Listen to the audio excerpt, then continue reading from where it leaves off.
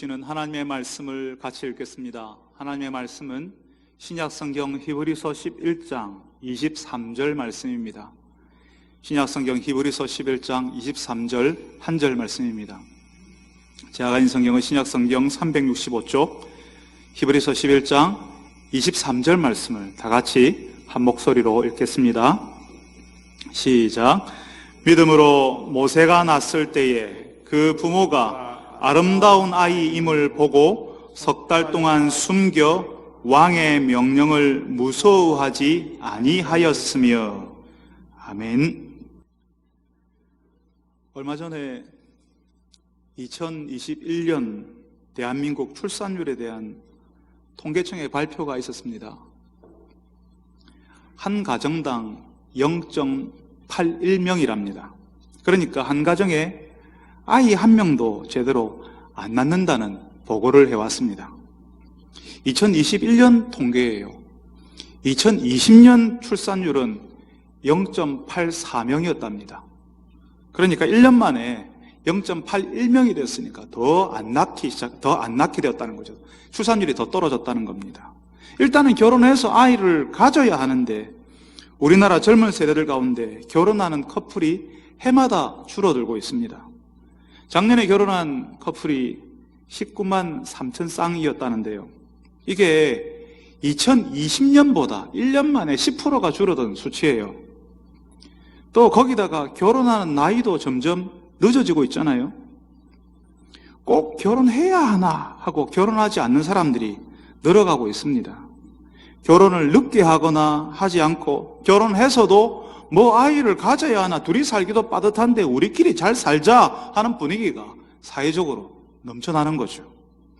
아이에게 들어가는 비용, 거기에 들어가는 시간 뭐 이런 것들을 따져보니까요, 생각해보니까 우리에게는 아이를 양육하는 것이 현실적으로 힘들겠다 해서 출산을 꺼려하는 부부들이 많아진다는 겁니다.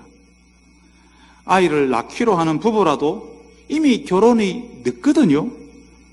그러니까 산모들이 첫 아이를 낳는 나이가, 첫 아이를 가지는 나이가 평균적으로 32.6세라고 합니다. 거의 33살이 다 되어서야 첫 아이를 낳는 거죠. 그러니까 아이 하나 낳고 그 아이에게 조금 신경 쓰고 몸을 돌보면요, 금방 30대 중반이 되는데 의학적으로는 만 35세가 지나면 노산으로 봅니다. 물론 35세가 넘어도 건강한 아이를 낳을 수 있어요. 그렇지만 어차피 출산이 늦었으니까 아이를 하나 낳고 나서는 둘, 셋 낳는 것은 피하는 분위기라는 거죠. 이런 식으로 계속 가면요, 우리나라 인구 감소를 넘어서 우리의 멸절이 찾아옵니다. 벌써 우리나라는 작년 출생한 아이들 수가 26만 명이라는데요, 사망하는 숫자보다 새로 태어나는 아이들 숫자가 더 적습니다. 인구가 시간이 지날수록 감소하는 자연 감소로 우리 사회가 가기 시작했다는 말입니다. 인구가 감소한다는 말은 우리에게 익숙한 사회가 얼마 후에는 사라진다는 말이에요. 우리 아이들에게요, 고향이라고 하면 이미지가 고향이 뭔지를 떠올리지 못합니다. 우리가 익숙했던 그 고향의 이미지가 다 사라진 거예요. 그 사회가 사라진 겁니다. 일단 대도시가 아닌 농촌 산간 지역은요, 사람들이 살지 않는 지역이 될 거고요. 지금도 그런데 그게 더 빨리, 더 분명하게 될 겁니다. 있더라도 청년들은 없고, 지금도 그렇죠. 고령의 어른들만 남는 지역이 되는 거죠. 지금 중장년들이 들어가 있는 연금, 뒤를 받쳐주는 젊은 세대가 점점 줄어드니까 고갈 시기는 훨씬 더 빨리 찾아올 겁니다. 대도시 중심 지구가 아닌 지역의 부동산 가격은 점점 더 빨리 하락 곡선을 그리겠죠. 학생들이 사라지니까 예전에는 한 반에 10반씩 또 7반씩 최소한 5반은 됐는데 지금은 한 반, 두 반, 세 반입니다. 많아야 두 반, 세 반입니다. 그러니까 학생들이 사라지니까 어린이집도 없어지고요, 유치원도 사라지고요, 학교는 줄을 이어서 규모를 줄이거나 없어질 겁니다. 학교를 보기 힘들어지는 세상이 올 겁니다. 대도시에는 있겠죠. 그러니까 아이를 낳은 부모들은요, 대도시에 가지 않으면 교육을 할 수 없으니까 또 대도시로 갈 것이고, 대도시로 갈 수 없는 부모들은 출산을 꺼려하겠죠. 악순환이 되는 겁니다. 교회 공동체는요, 예수 믿는 사람들은 어떻게 될까요? 이미 농촌 산간 지역의 교회는 연세 드신 어른들 몇 분 빼고는 없습니다. 그 지역이 사라지는데 교회라고 온전할 수가 있겠습니까? 교회 공동체는 그 지역 사람들, 그 지역 공동체를 품는 공동체인데요. 그 지역 사람들이 없으면 그 교회도 자연 소멸하는 겁니다. 예수 믿는 사람들조차 출산하지 않으니까 그 출산하지 않는 현상이 몇몇 사람들만 그러는 게 아니라 많이 그러니까 교회 공동체도 사라지고 믿는 자녀들이 없으니까 우리 신앙의 대도 같이 끊어지는 겁니다. 오늘 우리가 읽은 말씀 히브리서 11장 23절은 인구의 멸절, 하나님을 믿는 사람들이 사라지는 위기 속에서 믿음을 지켰던 사람들에 대해서 소개하고 있습니다. 믿음으로 모세가 낳았을 때에 그 부모가 아름다운 아이임을 보고 석 달 동안 숨겨 왕의 명령을 무서워하지 아니하였으며 모세의 부모가 믿음으로 자신의 아이를 숨겼단 말입니다. 이게 무슨 말인가 하면 모세가 태어날 당시에 강제, 정책적으로, 국가 정책으로 강제 산하 제한을 했거든요. 그때 당시 이집트 왕이요, 히브리 남자아이가 태어나면 다 죽이라고 했습니다. 이집트 나일강에 던져버리라고. 국가 정책으로 하나님의 백성들을 줄이고 통제하려고 했습니다. 여러분, 사실 이집트에 엄청난 경제 위기가 왔을 때 요셉이 총리가 되어서 그 위기를 넘기게 해줬잖아요. 우리가 지난주에 믿음의 사람들, 창세기에 나와 있는 믿음의 사람들을 보면서 이 부분까지 살폈습니다. 요셉이 그렇게 해주었는데, 그래서 이집트 왕이 요셉의 가족들에게 이집트에서 좋은 땅, 고센 땅이라는 곳에 정착할 수 있도록 땅을 내려줬어요. 근데 이 이집트 땅에 어떤 일이 벌어졌냐 하면 요셉을 총리로 발탁했던 그 왕조가 새로운 왕조에게 멸망을 당해버린 겁니다. 그러니까 요셉이 누군지 모르는 새로운 왕조가 들어선 거예요. 말하자면 고려가 멸망하고 조선이 새로 들어선 거죠. 그러니까 고려 때 충신은 조선에서는 불편한 사람이 되는 거거든요. 이전 왕조와 좋은 관계를 맺었던 요셉과 그 후손들은 새로운 왕조에서는 눈에 가시 같은 존재가 될 수 있는 겁니다. 순식간에 전혀 다른 세상이 되어버리는 거죠. 이전에는 아이고 요셉 자손들 아닙니까 하고 알아주고 고마워했는데 이제는 요셉이 누구야? 이전 왕들에게 충성한 사람들인가? 그러면 잘라야지. 이렇게 돼버린 겁니다. 이전에는 요셉과 그 후손들에게 살 땅을 내어줬지만 이제는 하나님의 백성들이 죽기를 바라고 그 노동력을 이용해 먹으려고 해요. 온갖 중노동을 다 시키는 겁니다. 나중에는 그 수를 직접적으로 줄이는 정책적으로 강제 산하 제한 정책을 쓰기 시작하는 겁니다. 남자아이가 태어나면 나일강에 다 던져 죽이라. 그때 모세의 부모가 어떻게 했다고요? 남자아이가 태어나면 나일강에 던지라 하거든요. 그렇게 하는 이집트 왕의 명령을 거절했다는 겁니다. 그 아이를 석 달 동안 숨겨서 키웠다고요. 그런데 오늘 우리가 읽은 말씀에 아주 독특한 표현 하나가 나와요. 믿음으로 모세가 낳았을 때에 그 부모가 아름다운 아이임을 보고 석 달 동안 숨겼다라고 하거든요. 그 아이의 아름다운 것을 보고 모세의 부모가 봤을 때 그 아이가 아름다웠답니다. 아이가 처음 태어났을 때 딱 보니까 벌써 눈썹이 막 그냥 진하고 코가 막 우뚝 솟고 입술은 앵두처럼 빨갛고 이목구비가 또렷해가지고 나중에 이 꽃미남 아이달로 성공할 수 있겠다라고 해서 나일강에 던지라고 하는 왕의 명령을 거부했겠습니까? 여러분, 갓 태어난 아이를 한 번이라도 본 적이 있는 분들이라면요, 객관적으로 아름답다는 이야기 못합니다. 아직 눈도 못 뜨고 팔다리엔 힘이 없어서 스스로 가누지도 못하고요, 얼굴은 큼지막한데 몸은 조그만합니다. 어떤 아이들은 온몸에 털이 북실북실해요. 제가 갓 태어났을 때 그랬대요. 이게 원숭이인지 사람인지 분간이 안 될 정도였다 하더라고요. 제가 처음 우리 집 아이를 봤을 때도 그랬습니다. 막 아이가 태어나서 수유실로 옮길 때에 투명한 유리관에 아이를 뉘었는데 아이가 벌겋더라고요. 근데 여러분, 이제 갓 태어나서 눈도 못 뜨고 사람의 형체만 겨우 갖추고 있는 그 아이를 보는데요, 그냥 눈물이 났어요. 예전에 제가요, 결혼하면 아이는 그냥 나오는 줄 알았거든요. 남자와 여자가 만나서 같이 살면 아이는 그냥 가지는 거지, 저절로 생기는 거지. 결혼하면 아이는 마치 덤처럼 끼워주는 뭐처럼, 부록처럼 아이는 따라오는 줄 알았어요. 근데 제 아내가 첫 아이를 가지게 되었고, 아이를 가진 지 한 3개월쯤 되었을 때에, 그때 저는 교육자들과 회의를 한다고 다른 지방에 가 있었거든요. 밤 11시에 전화가 왔습니다. 아내가 유산을 했다고요. 그날 비가 무지하게 오던 밤이었는데 차를 달려서 새벽 2시에 집에 도착했습니다. 눈이 퉁퉁 불어있는 아내의 손을 잡고 그때 함께 같이 많이 울었습니다. 그때 어떤 마음이 들었냐면요, 제가 잘못해서 제가 하나님 앞에 아버지 자격이 없는 사람이라서 하나님께서 데려가셨다는 마음이 자꾸 들었어요. 아이는 저절로 얻는 것이 아니더라고요.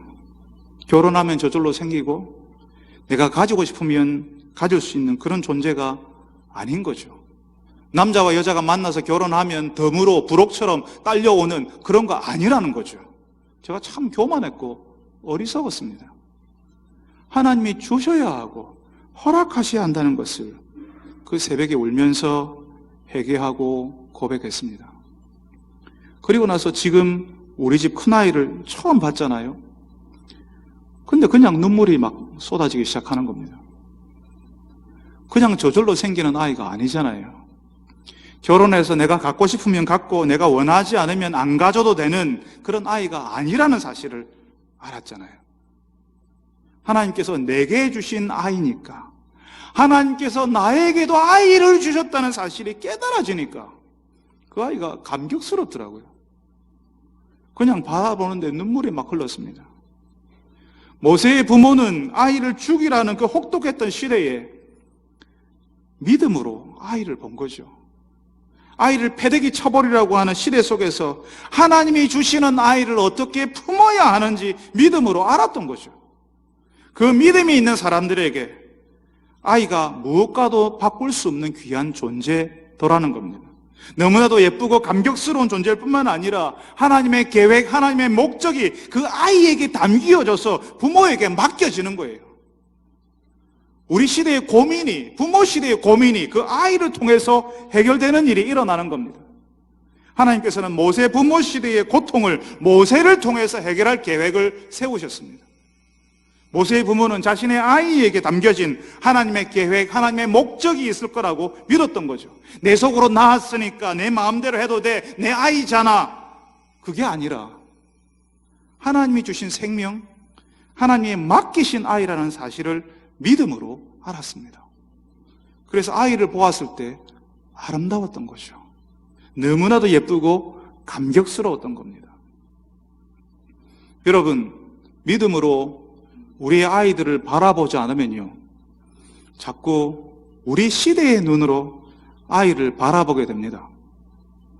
아이를 나일강에 던져버리라고 하는 이집트 왕의 소리가 크게 들리고요, 아이를 패대기 쳐버리라고 하는 우리 시대의 소리를 우리가 자꾸 듣게 돼요. 아이를 가지면 내 경력에 단절이 오잖아요. 아이를 키우는데 요즘 비용이 얼마나 드는 줄 아세요? 아이를 낳으면 내 몸이 망가지고 내 젊음이 사라지는데 꼭 아이를 낳아야 됩니까? 어차피 비용이 많이 들어서 제대로 키우지 못할 바에는 안 낳고 말지. 이런 이야기들이 우리 귀에 크게 들리는 세상에 우리가 살고 있습니다. 아이가 짐이고 내 경력, 내 성취를 갉아먹는 걸림돌이라고 생각하게 만들어요. 아이의 아름다움을 보지 못하게 하고, 하나님이 그 생명에 담아주시는 그 아름다움, 하나님의 계획, 그 목적을 보지 못하게 하는 겁니다. 여러분, 저는 시간이 지날수록 아이들의 아름다움을 더 깊이 느낍니다. 이 아이들이 저에게 아빠가 되는 기쁨을 주었고, 이 아이들이 제게 성숙할 수 있는 기회를 주었습니다. 이 아이들 때문에 저는 조금 더 책임 있는 사람이 되었고, 이 아이들 때문에 어른이 되는 게 뭔지, 희생하고 사랑하는 것이 뭔지 조금 더 깊이 알게 되었습니다. 철없던 저를 성숙하게 만들어준 하나님의 선물이었어요. 이제 조금 더 시간이 지나면 이 아이들에게 담아놓으신 하나님의 계획, 하나님의 목적이 보이기 시작하겠죠. 저는 그게 기대가 됩니다. 비록 아버지의 인생을 똑같이 살지는 않겠지만 하나님께서 허락하시는 어떤 길을 걸어갈 것인가 하는 것이 그렇게 기대가 됩니다. 그 아이들 때문에 내가 가고 싶은 데도 못 가고 내가 하고 싶은 일도 못했고 그 아이들에게 들어간 비용이 얼마나 되는데 그런 거 한 번도 생각해 본 적이 없습니다. 여러분도 그러셨잖아요. 우리가 믿음으로 우리 아이들을 보아야 합니다. 나를 가로막고 내 인생을 힘들게 하고 내 경력을 단절케 하는 존재라고 하는 우리 시대의 그 소리에 굴복하지 말아야 합니다. 비록 모세의 부모가 경험했던 그 혹독했던 시대, 히브리서 성도들, 우리가 읽고 있는 이 히브리서 성도들이 경험했던 그 박해의 시대는 아니더라도 우리는 참 교묘하게 우리 믿음의 후손들을 포기하라는 그 소리를 들으면서 우리가 살고 있습니다. 이런 시대 정신에 아이를 낳는 것 자체가 믿음이에요. 그 아이를 위해서 나의 세월을 내어주는 게 믿음이라고요. 내가 아이를 낳아놓고 나의 세월을 그 아이에게 흘려보내는 거죠. 내 세월을 떼어주는 거예요. 그게 믿음이라고요. 사랑하는 여러분, 특히 결혼 정년기에 들어오신 청년 여러분, 믿음으로 하나님이 주시는 아이들의 아름다움을 보는 분들이 되시기를 바랍니다. 하나님이 허락하시는 그 아이가 내 인생을 무너뜨리는 것이 아니라 내 인생에 이룰 수 있는 그 어떤 성취보다 더 귀한 것임을 알고 그 아이에게 여러분의 세월을 내어주는 믿음의 사람들이 되시기를 바랍니다. 아마 어떤 분들은 그러실 거예요. 목사님, 요즘 아이를 키우는데 얼마나 드는지 아십니까? 부동산 가격은 하늘 높은지 모르고 치솟는데 제대로 된 집, 제대로 된 환경에서 자녀를 키우려면 이제 경제활동을 시작한 젊은 부부들에게 가능한 일이겠습니까? 세상 물정 너무 모르시는 거 아닙니까? 이렇게 물으시는 분이 혹시 계실지 모르겠습니다. 여러분, 제가 왜 모르겠습니까? 경제 수준이 높아질수록 사람들의 눈높이도 높아지고 그래서 모든 것이 예전보다 더 많이 필요하고 예전보다 더 귀한 것, 좋은 것으로 아이에게 먹이고 입히고 싶어 한다는 것 제가 압니다. 요즘 아이들 유모차도 중고차 한 대 값이라면서요. 그래서 제법 많은 사람들이 차라리 그냥 우리 둘이 맞벌이 하면서 아이 없이 살자. 그래서 더블 인컴, 2배로 수입을 가지고 노 키즈, 아이들은 없이 두 사람이 벌어서 우리끼리 잘 살자. 딩크족이라고 부른다 하더라고요. 그게 마치 유행처럼 막 일어나는데요. 아니 최근에는요. 아니 결혼도 하지 마. 직장 번듯하게 있는데 왜 골치 아프게 결혼 관계 속으로 그런 부모님들이 있는 그렇게 얼기설기 얽혀 있는 그런 관계 속으로 들어가야 되냐고 그냥 내가 번 것으로 나를 위해 쓰면 되지 하는 사람들이 점점 많아지고 있습니다. 시대가 바뀌었으니까요. 시대가 많이 바뀌었으니까 그런 거지. 여러분 제가 그거 모르는 거 아닙니다. 오늘 이 말씀을 하시는 하나님께서요, 모세의 부모 이야기를 하시는데요. 바로 그 시대가 많이 바뀐 시대 이야기를 하고 있는 거예요. 엄청난 격변의 시기였습니다. 출산과 양육을 하면 엄청 고통을 당하고 손해를 보는 시대였습니다. 요셉을 알지 못하는 새로운 왕조가 들어서서는요, 인구를 의도적으로 줄이려고 하거든요. 남자아이가 태어나면 나일강에 던져버리라고 하는 칙령을 내려요. 그렇게 하지 않으면요, 불이익이 돌아오거든요. 그 사이에 엄청난 변화가 찾아온 겁니다. 결혼하지 않고 아이를 갖지 않으면 그나마 견딜 수 있어요. 괜찮아요. 근데 결혼해서 아이를 낳으면 모든 것이 고생스럽고 어려운 환경으로 바뀌었다고요. 근데 오늘 말씀에 모세의 부모는 그런 환경 속에서 어떻게 했다고요? 믿음으로 모세가 낳았을 때에 그 부모가 아름다운 아이임을 보고 석 달 동안 숨겨 왕의 명령을 무서워하지 아니하였습니다. 그 시대의 소리, 그 시대의 변화에 순응하지 않았다는 말입니다. 자칫하면 이런 시대니까 형편이 이러니까 우리 결혼하지 말자, 아이 낳지 말자, 설령 낳아도 그 아이 포기하자 뭐 이럴 수 있는데 모세의 부모는 오히려 아이를 포기하라는 왕의 명령을 거부했다고요. 하나님이 주시는 그 아이를 품기로 했다는 거죠. 하나님께서는 그걸 오늘 우리에게 믿음이라고 알려주십니다. 시대가 이러니까 결혼하지 말자, 아이 낳지 말자, 혹시 잘못해서 낳는다 하더라도 포기하자, 그렇게 하는 그 소리를 거부하는 것이 믿음이고, 하나님이 주시는 생명인 것을 받아들이는 것이 믿음이라고요. 한 2년 조금 더 된 것 같은데요. 대전 총회선교부에 회의가 있어서 올라간 적이 있었어요. 거기서 목사님 3분과 식사를 하는데요. 한 목사님께서 자신의 딸 이야기를 하시는 거예요. 딸이 학교 선생님이신데 운동을 그렇게 열심히 한다고요. 무슨 운동을 하냐고 물었거든요. 필라테스를 그렇게 열심히 한대요. 아, 그러냐고. 요즘 젊은 여성들이 자신의 미용, 몸 관리를 위해서 다들 그렇게 운동하는 거지 하고 저 혼자 생각하고 있었는데요. 목사님께서 그 딸이 운동을 열심히 하는 이유가 뭔지를 알려주세요. 그 목사님 딸이 운동을 열심히 하는 이유가요, 아이 낳을 몸을 만들기 위해서라는 겁니다. 아이 낳을 몸을 만들기 위해서 필라테스를 열심히 한다고요. 저는 그때까지 이런 이야기를 들어본 적이 없거든요. 자신의 미용을 위해서, 자신의 체형을 가꾸기 위해서 운동한다는 이야기는 수없이 들었지만, 아이를 낳을 몸을 만들기 위해서 필라테스를 한다, 운동을 한다는 이런 이야기를 들어본 적이 없어요. 결혼 정년기에 여성들이 아이 낳기 위해서 혼처도 아직 정해지지 않았는데 그 몸 만들겠다고 운동 열심히 한다는 이야기를 듣고요, 저는 그 목사님 딸이요, 너무너무 존경스러웠습니다. 근데 드디어 몇 개월 전에 그 딸이 결혼했어요. 아이를 낳기 위해서, 하나님께서 주시는 아이, 그 생명 품을 몸을 만들기 위해서 운동을 하던 그 자매는 결혼을 위해서 자신의 배우자를 어떤 눈으로 바라봤을까요? 하나님을 모르는, 하나님이 주시는 생명에는 관심이 없는 사람과 결혼하고 아이를 낳고 키우면 비용도 많이 드니까 우리끼리 잘 살자고 하는 결정을 내렸을까요? 저는 그 과정이 참 기대가 됩니다. 그 젊은 부부에게서 태어날 아이가 참 기대가 됩니다. 하나님의 계획과 목적을 담은 아이, 이 시대의 고통을 해결할 아이가 태어났으면 좋겠다는 기대를 합니다.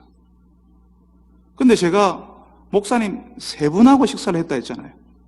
목사님 딸이 아이를 낳으려고 운동을 열심히 한다니까 다른 목사님이 자신은 결혼을 앞둔 자녀들에게 다른 아무것도 부탁하지 않았고 딱 하나만 부탁했다고 이야기를 하시더라고요. 그 자녀들이 다 결혼했거든요. 결혼하기 전에 하나만 부탁했다고 하더라고요. 그래서 제가 그게 뭐냐고 물어봤죠. 그러니까 자녀를 셋 이상을 낳아달라고 부탁했다 하시는 겁니다. 셋 이상을 낳아달라 했다고. 그런 부탁을 하신 분이 선교사님이셨어요. 당신도 자녀를 셋 낳으셨고 그 자녀들도 다 자녀들을 셋 낳으셨습니다. 사실 여러분, 이런 이야기는요, 우리 시대 젊은 사람들에게는 말도 안 되는 이야기예요. 잘못 들으면 굉장히 비인간적인 것으로 들릴 수 있는 그런 이야기들입니다. 여성이 자기 몸을 위해서 운동을 하지 누가 아이 낳을 몸 만들겠다고 운동을 하겠어요? 그건 우리 시대 정서가 아니에요. 우리 시대에 누가 부모님이 아이 셋 낳으라 한다고 누가 아이 셋을 낳겠어요? 그런 말을 하는 부모가 있으면, 그런 말을 하는 시부모가 있으면 짜증난다고, 시부모가 갑질하는 거라고 인터넷에 댓글이 수천 개 수만 개 달릴 겁니다. 근데 제가 말씀드렸죠. 제가 목사님 3분하고 식사를 했다고. 마지막 남은 한 분이요, 결혼하는 자신의 자녀들에게 아이를 그분도 셋 낳아달라고 부탁을 했는데 자기의 자녀들이 넷을 낳았대요. 이런 분들이 다 있어요. 우리 시대 부모님들은요, 아이를 낳지 않는다고 다들 걱정을 하는데요, 정작 젊은 사람들은 아이를 낳다가 몸이 망가지면 어떡해, 아이를 키우다가 내 경력이 단절되면 어떡해, 아이를 안 낳는 게 더 잘하는 거야, 이렇게 생각을 한다니까요. 근데 도대체 어떤 20대, 30대들이길래 자녀를 낳아달라고 하는 부모의 말을 곧이곧대로 듣고 순종해서 아이들 셋을 낳고 심지어는 넷을 낳고 아직 결혼하지 않은 딸은 교사인데 아이를 낳을 몸을 만들겠다고 운동 그렇게 열심히 해요? 여러분, 모세는 그 시대의 소리를 듣지 않는 부모에게서 출생했어요. 이집트 왕의 소리를 듣지 않고 하나님이 주시는 생명의 아름다움에 집중하는 믿음의 부모에게서 믿음의 다음 세대가 출현하게 하셨어요. 하나님께서 우리 시대의 어려움을 헤쳐나가고 믿음의 다음 세대를 일으킬 사람이 어디서 나게 하겠습니까? 믿음으로 하나님이 주시는 생명을 품을 준비를 하는 사람들에게요, 믿음으로 하나님이 주시는 것을 기꺼이 기쁨으로 받아들이는 사람들에게서 그런 믿음의 세대가 나오는 거예요. 우리 시대에 출산하는 것 자체가 믿음이라고 했죠. 그래야 인구 감소, 인구 절벽, 믿음의 세대가 절멸하는 것에서 빠져나올 수가 있습니다. 여러분, 얼마 전에 저는 부모의 허세에 대해서 잠깐 말씀드린 적이 있었는데요. 부모인 내가 자녀들의 앞길을 다 준비해주고 돌봐주고 보호해주어야 한다는 생각이 부모의 부질없는 생각, 허세라고 말씀드렸어요. 그런 허세가 있으니까 이런 시대에 이만큼 교육비가 들어가고 아파트니 거주 비용이 이렇게 많이 들어가니까 아이를 가질 수 없지, 제대로 잘 키울 수 없을 것 같으면 차라리 낳지 말자, 키우지 말자라는 생각을 가지는 겁니다. 그거 다 허세라고요. 하나님이 주시고 그 생명에 하나님의 계획과 목적을 담으셨어요. 그리고 잠시 부모에게 맡기시지만 결국 하나님께서 이끌어 가실 겁니다. 그 인생. 부모가 할 수 없는 것을 하나님이 하실 거라고요. 그러니 이 시대의 소리를 듣지 말고 하나님께 기도하세요. 하나님이 주시는 선물을 열어볼 기대를 가져보세요. 자녀는 하나님께서 우리에게 잘 포장해서 우리에게 전달이 된 예쁜 리본 포장을 하고 겹겹이 예쁜 포장지로 쌓여진 포장이 뜯어지지 않는 선물과 같은 존재입니다. 그 안에 뭐가 들었을지 아직 몰라요. 아이들이 자라면서 위에 예쁜 장식 리본이 하나 풀어지고 포장지 한 겹씩 풀려나가면서 비로소 조금씩 보이는 거죠. 선물을 열어보는 기쁨을, 그 선물을 개봉하는 기쁨을, 그 안에 뭐가 들었는지 보는 기쁨을 부모에게 허락하시는 거예요. 포장이 벗겨지고 꺼내어 봐야 그게 뭔지 알게 되는 그 선물을 미리 포기하지 마십시오. 그래서 이집트 왕의 명령을 무서워하지 않았던 모세의 부모처럼 아이를 포기하라고 하는 이 시대의 소리를 거부하고 하나님의 선물을 기꺼이 받아드는 부모들이 다 되시기를 바랍니다. 오늘 우리는 히브리서 11장 23절을 읽었지만 이 구절의 배경이 되는 말씀은 출애굽기 1장과 2장입니다. 구약 성경의 창세기 다음에 출애굽기가 있는데요. 1장과 2장의 배경 말씀이에요. 하나님의 백성들을 멸절시키려고 하는 이집트 왕에 대항해서 믿음으로 자녀들을 포기하지 않고 지키는 사람들 이야기가 거기에 나오는데요. 특히 출애굽기 1장에는 산파들의 이야기가 나옵니다. 산파. 요즘은 다 산부인과 병원에서 아이를 낳으니까 우리 요즘 젊은 사람들은 산파가 뭔지 모르는 사람들도 있을 것 같은데요. 사실 비교적 최근까지도 우리나라뿐만 아니라 외국에서도 아이를 낳을 때 이 산파들이 집에 가서 아이를 받았어요. 실제로 지금도 유럽에서는 아이를 낳는 것이 병이 아니잖아요. 그런데 왜 병원에 가야 돼? 내가 아픈 게 아닌데 왜 병원에 가야 돼? 그래서 집에서 아이를 낳는 가정이 많습니다. 산파가 가서 집에서 아이를 받는 거죠. 그러니까 아이를 낳을 수 있게 돕는 사람들이 산파라는 겁니다. 그런데 출애굽기 1장에는 이 산파들이 아이를 낳는데 관여를 하니까 산파들에게 이집트 왕의 해유와 협박이 가해졌습니다. 아이를 죽이라고요. 이집트 왕이 하나님의 백성들의 수를 줄이고 마음대로 통제할 수 있도록 협조하라는 말이었어요. 협조하면 산파의 생활이 편안해지겠죠. 이익이 돌아오겠죠. 협조하지 않으면요, 굉장한 불이익이 찾아오게 될 겁니다. 그렇지만 방금 말씀드린 그 출애굽기 1장에서는 그 산파들이 이집트 왕의 명령을 따르지 않았습니다. 1장 17절에서 그렇게 이야기해요. 그러나 산파들이 하나님을 두려워하여 애굽 왕의 명령을 어기고 남자 아기들을 살린지라. 산파들은 아이들을 죽이라고 하는 명령을 받았지만 오히려 살렸답니다. 그 이유가요, 산파들이 하나님을 두려웠기 때문이래요. 이 말이 하나님이 더 무서워서, 하나님이 내리는 벌이 더 무서워서 벌벌 떨면서 어쩔 수 없이 하나님을 택했다는 게 아닙니다. 하나님의 말씀이 옳고 하나님이 더 크신 분이신 줄 알았기 때문에 하나님께서 원하시는 것을 따랐다는 말입니다. 기꺼이 그렇게 하는 거예요. 그래서 출애굽기 1장 20절에는요, 이 산파들에게 어떤 복이 주어졌는지를 말하는데요, 하나님이 그 산파들에게 은혜를 베푸시니 그 백성은 번성하고 매우 강해지니라. 하나님의 백성들을 멸절시키려고 그 위험한 그 순간에 백성들의 수는 많아지고 더 강해졌다라고 이야기하는 거죠. 우리는 이 어려운 시대에 아이들이 죽을까, 이 아이들을 제대로 키우지 못하면 어떡할까 두려워하는데, 이 산파들의 믿음을 보신 하나님께서 그 아이들을 더 강하게, 그 숫자가 많아지게 해주셨다는 겁니다. 산파들에게 주신 그 은혜는 아이들이 잘 자라게 한 거였어요. 그 산파가 받은 그 아이들이 잘 자라는 거예요. 이 험한 세상에서 이 아이들을 죽이려고 하는 저 살기등등한 이집트 왕 아래에서 이 아이 살 수 있을까? 차라리 안 나는 게 낫지 않을까? 어릴 때 죽어버리는 것이 나중에 큰 고통 안 당하도록 하는 것, 그게 맞는 게 아닐까라고 하는 생각은 하나님을 모르는 사람들의 생각입니다. 생명 주시는 분이 하나님이시고 그 생명 하나님께서 책임지시는 겁니다. 여러분, 우리 시대야말로 모세가 태어나던 그 시대에 산파들이 필요한 때입니다. 부모들만이 아니라 아이를 살게 하는 또 다른 어른, 부모들만 필요한 것이 아니라, 부모들만 잘해서 되는 것이 아니라 아이를 살게 하는 또 다른 어른들, 또 다른 믿음의 사람들이 필요하다고요. 저는 조금 전에 4명의 목사가, 저를 포함해서 4명의 목사가 밥 먹으러 갔다는 말씀을 드렸습니다. 거기서 출산을 위해서 운동하는 여자 청년, 아이를 셋 낳으려 했는데 넷 낳아버렸다고 하는 그런 이야기 거기서 들었다고 했죠.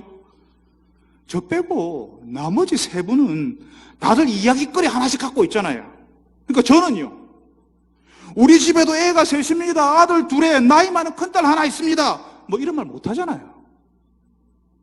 그래서 우리 교회 이명원 집사님도 아이 5명입니다. 이렇게 저도 한 달이 걸치려고 했는데, 아이 낳기 위해서 못 만든다고 하는 그 딸의 아버지 목사님께서요, 자신의 교회 출석하시는 성도 이야기를 해주시는 거예요. 산부인과 의사 선생님이신데 그 교회 성도들의 출산을 다 돌봐주신다 하더라고요. 그분이 처음 개업일을 할 때부터 낙태 수술은 하지 않겠다라고 마음을 먹었답니다.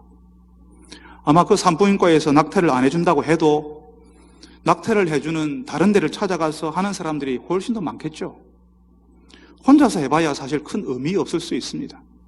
그렇지만 하나님께서 주신 생명을 죽이는 것이 아니라 살려야 한다고 하는 가치, 하나님께서 허락하시는 믿음의 후손들을 지켜야 한다는 가치를 가지고 살잖아요. 그 가치에 자신의 삶을 맞추잖아요. 이게 우리 시대의 산파로 사는 겁니다. 이 생명에 대한 가치를 가진 산파들이 많아져야 공동체가 살아나요. 인구 절벽으로 무너지는 우리 사회를 품을 수 있고 우리 교회가, 우리 공동체가 이 사회에 책임이 있는 공동체가 될 수가 있습니다. 우리 시대 정부가요, 인구 절벽이 온다고 출산율이 사상 최악이라고 해서 지방자치들, 단체들마다, 돈 있는 지방자치단체들은 경쟁적으로 우리 동네 오라고, 우리 시에 와 살으라고, 우리는 아이 낳으면 얼마, 아이 키울 때 얼마, 뭐 이런 식으로 양육비 지원 얼마 하면서 당근책을 씁니다. 그러니까 청년들이요, 그쪽으로 이사 가겠다는 마음을 막 품어요. 근데 아이는 안 낳습니다. 왜? 그 생명에 대한 가치, 부부에게 가정에 허락하신 그 아이들이 어떤 아이인지에 대한 가치가 허물어져 있거든요. 이미 지금 그 아이보다 다른 게 훨씬 중요하다고 생각하기 때문에요. 여러분, 아이들 왜 입양하는 줄 아세요? 아파트 점수 올리려고. 그 아이 하나가 그 아파트 점수인데 중요하니까 그냥 그 아이를 입양하는 거죠. 희한한 일이 이 시대에 벌어지고 있습니다. 그 아파트에 얼마, 그 아이를 그 아파트를 하나 얻기 위해서, 그 청약을 받기 위해서 그 점수 채우겠다고 아이를 입양하는 시대예요. 아이보다 다른 게 훨씬 중요하기 때문에 아이를 낳으려도 낳지 않습니다. 예전에 제가 설교에서 칼럼에서 소개했던 적이 있는데요, 로마 제국에서도요, 이 출산율, 인구 문제 때문에 아주 힘든 시간들을 보냈습니다. 그러니까 아이 낳으라고, 출산을 하라고, 결혼하고 아이를 낳으라고 세금 줄여주고요, 각종 지원 혜택을 했습니다. 땅 주겠다고 했어요. 강제로 결혼시키자는 법안까지 만들었습니다. 그렇지만 로마 인구는 계속 줄어들었고요. 왜냐하면 아이를 안 낳았으니까. 그 아이에 대한 가치, 가정을 지키는 가치가 다 허물어져 있으니까 아이를 안 낳는 거죠. 그러니까 군인이 없어서요, 그 로마 제국을 지킬 군인이 없어서 다른 이민족들을 용병으로 쓸 수밖에 없고요, 나중에 그 이민족들에게 로마 제국이 멸망당합니다. 생명이라는 가치, 다음 세대를 일으키겠다는 소망, 그리고 그 아이들을 위해 헌신하겠다고 하는 그 가치를 회복하지 않는 한은 쪼그라드는 인구와 신앙의 다음 세대 문제를 해결할 수 없습니다. 여러분, 이 일은 하나님을 믿는 산파들이 해결할 수 있습니다. 우리가 산파가 돼야 돼요. 저는 우리 시대에 결혼을 안 하겠다고 하는 사람들이 많다는 이야기를 말씀드렸지만 성경에는요, 결혼하지 않고 스스로 하나님 앞에서 홀로 사는 독신의 은사를 받은 분들도 있습니다. 교회 역사 속에 홀로 독신으로 교회 공동체를 섬기고 사람들을 섬겼던 무수한 기록들을 우리가 보고 있습니다. 어려웠던 우리나라 1900년대 초에 한국 사회에 들어와서 생명을 살리고 교회 공동체를 일으켰던 분들 중에 독신 선교사들이 많았어요. 결혼하면 당연히 가정과 자녀들에게 자신의 시간을 내어주고 헌신해야 되지만 독신으로 사는 분들은 자신에게 주어진 세월을 다른 자녀들, 공동체에 속한 사람들에게 내어주는 거죠. 결혼하지 않았기 때문에 교회에서, 가정에서 마치 문제가 있는 것처럼, 그 인생에 문제가 있는 것처럼, 하자가 있는 것처럼, 왜 결혼 안 하냐, 왜 결혼 안 했냐라고 묻는 질문에 고통당하는 분들이 많잖아요. 결혼해서 믿음의 부모로서 자신의 자녀들을 품을 수도 있지만 결혼하지 않고 산파가 되어서 생명을 낳고 지키는 일을 돕는 사람이 될 수도 있습니다. 독신으로 사는 것을 하나님께서 허락하시는 우리 삶의 한 방식으로 우리가 받아들여야 됩니다. 그걸 이상한 일이니 저 사람에게 문제가 있니 그렇게 볼 필요 없습니다. 하나님께서 어떤 사람에게는 그렇게 살도록 허락하셨습니다. 아니 오히려 가정을 가진 사람들보다 더 깊이, 더 전적으로 헌신할 수 있습니다. 1912년에 조선에 들어온 선교사 중에 서서평이라고 하는 분이 계세요. 이분은 미혼 여성의 몸으로 조선에 선교사로 오셨습니다. 독일계 미국인이었는데요. 그 당시에는 보통 17, 18이면 결혼했잖아요. 늦어야 19에 결혼하는데 이분은 32살에 조선으로 왔습니다. 비교적 많은 나이에 미혼의 몸으로, 여성의 몸으로 평생 독신으로 나 환자, 미혼모, 고아, 노숙인들을 돌보는 사람으로 살았어요. 14명의 아이를 입양했습니다. 38명의 과부를 돌봤습니다. 1934년 54살의 일기로 한국 땅에서 숨을 거두었는데요. 자신의 시신도 의학용으로 기증을 했습니다. 죽기까지, 그리고 그 죽음도 산파처럼 누군가를 살리기 위한 삶을 살았던 거죠. 서서평 선교사님 같은 산파의 인생이 있었기 때문에 여러분 1930년대, 20년대 우리나라가 어떤 시대였는지 알고 계시죠? 일제강점기, 암흑의 시기입니다. 그 암울했던 시대에 그 시대 사람들에게 소망의 빛을 던져주었던 삶을 살았습니다. 그 시대에 예수 믿는 사람들이 일어날 수 있었던 이유는 불꽃처럼 살았던 독신 선교사, 그 서서평 같은 여성들이 있었기 때문에 가능한 일이었습니다. 여러분, 우리 시대가요, 오늘 우리가 함께 보았던 이 산파들, 믿음으로 출산했던 그 믿음의 부모들이 필요합니다. 아이를 낳겠다고 아직 결혼도 하지 않았는데 출산을 위해서 몸을 만드는 그 목사님의 딸 같은 청년들, 출산하지 않으려고 하는 시대에 믿음의 후손들을 잘 길러내보겠다고 아이를 3, 4까지 낳는 젊은 부모들, 생명을 죽이는 것이 아니라 살리는 것이라는 가치를 지키는 산부인과 의사선생님 같은 분들이 필요합니다. 독신으로 생명을 살리는 일에 뛰어들어서 산파의 삶을 사는 사람이 있어야 우리 안에서 모세와 같은 사람이 나와요. 그래야 우리 다음 세대에도 제국에 대항하는 하나님의 공동체가 나올 수 있습니다. 여러분, 황제의 박해를 받던 히브리서 성도들에게 믿음으로 왕의 명령을 거부하던 모세의 부모 이야기를 하나님께서 해주세요. 그리고 어려운 시대에 시대 정신에 굴복하기 쉬운 바로 우리들에게 이 시대의 소리를 그 시대의 소리를 거부했던 모세의 부모 이야기, 산파들의 이야기를 들려주십니다. 자칫하면 이 시대의 소리에 귀를 기울이기 쉬운 우리들에게 우리가 어떻게 해야 될지를 알려주시는 거죠. 무엇이 믿음인지를 알려주시는 겁니다. 사랑하는 여러분들이 생명을 지키고 함께 이 양육하는 산파들이 되어주시기를 바랍니다. 결혼하지 않아도, 출산해보지 않았어도 하나님이 주시는 생명의 소중함을 믿음으로 깨닫고 출산을 돕는 일, 우리 곁에 허락하신 그 아이들을 믿음으로 키우는 일에 함께 참여하는 여러분들이 다 되시기를 바랍니다.